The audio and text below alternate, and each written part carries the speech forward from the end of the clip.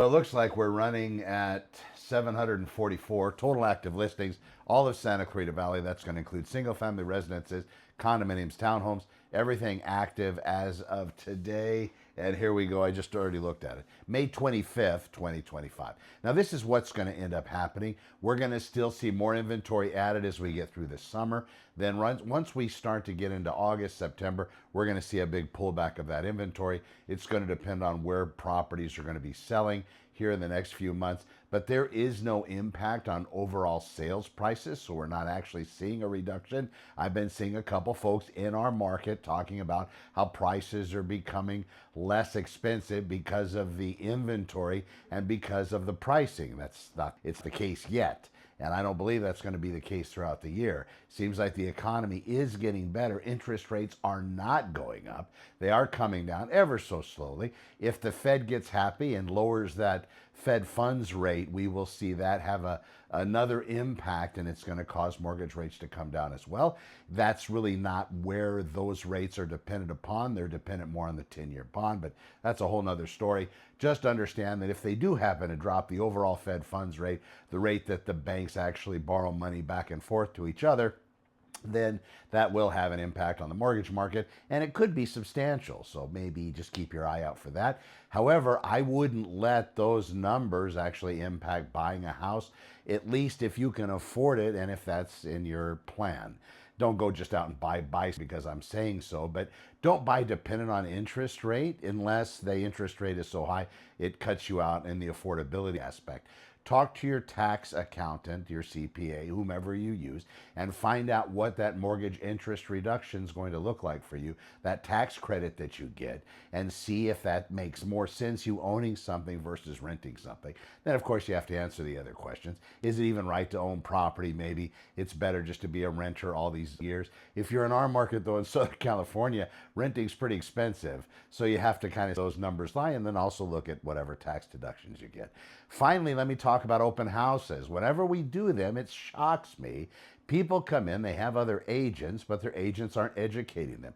They're not telling them what to look for. If you're going to buy a roof and it doesn't have an asphalt shingle roof, but it's got some kind of concrete, some kind of ceramic, whatever it may be, it's important to have those looked at for the cracked tiles. If those tiles shift, and we might not have any active earthquakes we can feel, but there's always shaking going on, and that causes those tiles to move and grind away at that paper underneath. That's important to have during your home inspection. Make sure the roof is walked or investigated in some way, shape, or form, because we don't get a lot of rain out here in Southern California. When we do, that's when we pay the piper. We find roofers become super active because the people that own the houses with those types of roofs haven't had them inspected in a long time. Usually you can put it maybe every year, year and a half, make a calendar date, have somebody come out and look at it, especially, and in some of the areas out here, there's these massive trees, these canopies that are growing over houses, which clutter the roofs with leaves and pine needles and all sorts of wonderful debris. That being the case, you need to have that roof cleaned out, and you yourself, me, if I get up on the roof and start walking around, I'm going to break all sorts of tiles and step on the wrong place. So it's really good to have a professional do that. I do know people get up there and do it themselves, but I got a buddy of mine that's just about my weight, and he cracked many tiles, and then he decided to get down and hire somebody. So it increased the cost of that check and that roof repair. But when you're looking at buying properties, that should be part of your investigation, folks. The roof. So asking the seller the right questions pertaining to that, because that's a $30,000, $40,000 bill all day long to get a roof repaired, not to mention if it's leaking and nobody knows about it. And it won't be that the seller's hiding it from you. Usually there just hasn't been enough rain to really show the problem. And if there was a problem in the past, the volume wasn't enough, or maybe the tear in the paper wasn't enough, or the roof issue wasn't enough to create something that the seller actually noticed and found out. And even during your inspection, a good inspector probably is going to be able to identify some kind of a leak that might not have been attended to by the seller. You bring that to their attention, they're like, oh my God, to get this taken care of, if in fact they're going to be nimble enough to oblige you in fixing that kind of a repair if you happen to be in escrow with them. But buyers don't know these things. Also, the inspector you hire, this is something else that came up yesterday. The inspector you hire, there's all sorts of different certifications with home inspectors. I understand your agent's going to have probably one they love more than the others. Why don't you ask them, hey, why do you like Connor? Why do you like that particular home inspector? What's it about him? And with me, the home inspectors that I recommend, they're anal retentive. They get things that really Captain Obvious would be able to find with any property, not just the really obvious stuff, but everything else as well. But it's important to find somebody that's superficial in a way, but also digs deep. So I just don't want to see the deep stuff. I want them to earn their paycheck. When they're going through and they're looking at all the residents, of course, cosmetic stuff isn't going to be attended to typically by a seller. If a property has flooring that was able to be seen when they originally walked through the property that was in bad shape, or carpet that was torn and has holes in it, or something wrong with the paint, of course, that stuff's not health and safety stuff. But when a home inspector goes in, I do want them to crawl into those attic spaces to get those places that I'm not going to go, my clients aren't going to go.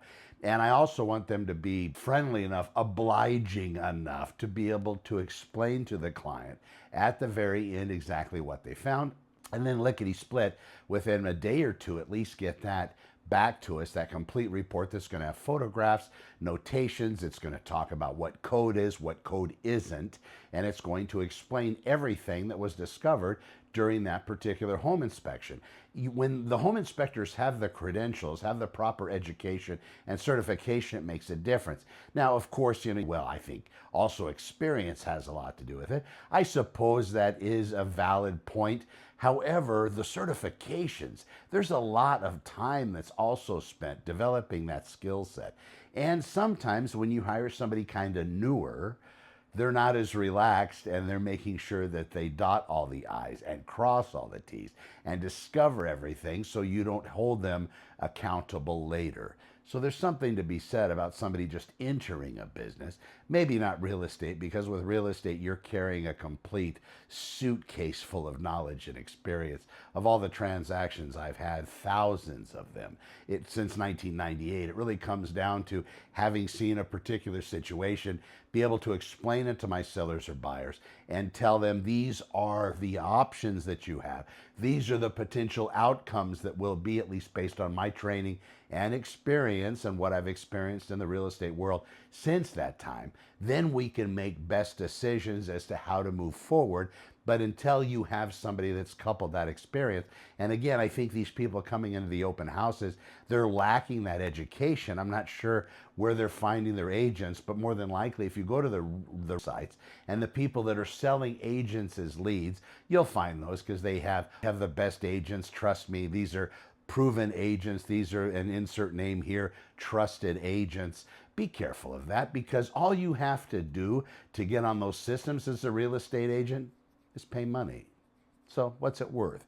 And some agents pay $30,000, $40,000, $50,000 or more a month for leads. There is a return on investment in that, so it's not wasted money as long as the agent is taking care of those leads. But ultimately, they're paying to have their placement online, which is fine. But you, as a consumer, don't believe everything you see, please, saying that they're the best in the world until you talk to them. Talk to them, interview them. Don't take for a fact that, what the review website's saying is true, and see how they fit. Ask them how they conduct their real estate business. Ask them the last time they pulled a buyer out of escrow. The buyer really still wanted to buy the house, but they pulled them out. Ask them what that was like.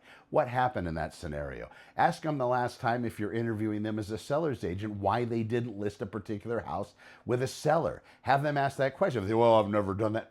Bull. And as far as buyers go, if they've never pulled a buyer out of escrow and they've had a long time on the job, I pulled several buyers out of escrow. I've told them that it's not a good idea for them to move forward because the seller is unwilling to either allow them inspect to something or not fix something that is a health and safety issue that's going to equate to thousands of dollars, if not tens of thousands of dollars later on. They're going to have to face it. They're going to have to make some adjustment if they continue to move forward with the house. And it's not that the house was such a great deal they could get over it.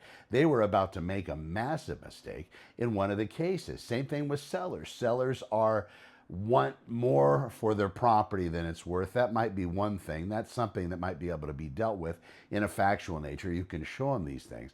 But if the seller doesn't want to disclose certain things, go to a house and the seller tells you somebody died on the property. There was a murder-suicide there a couple of years ago. And they're saying, you don't want anybody to know this. Or we don't want anybody to know that the owner's a registered sex offender. We don't want to know. Well, there's a problem there because that has to be known. It has to be made public. It has to be talked about because that's the law. Now, would some agents hide those facts from the public because they're trying to get a sale? I don't know. But if they do, that's a big deal and that's a problem. So just ask when you're talking to them. They might be certified by God himself. But see what God says about them and then call them and see if they actually are wearing the armor of God and really who God says they are. I'm Connor with Honor. I hope your weekend is fantastic. I know it's a Memorial Day weekend. And again, it's not a Memorial Day weekend for hot dogs, baseball, and football. It's a Memorial Day weekend because of the people that have given their lives to protect this country. So take a moment and let that sink in and give them some salutation. I'm Connor with Honor. We'll see you in the next one.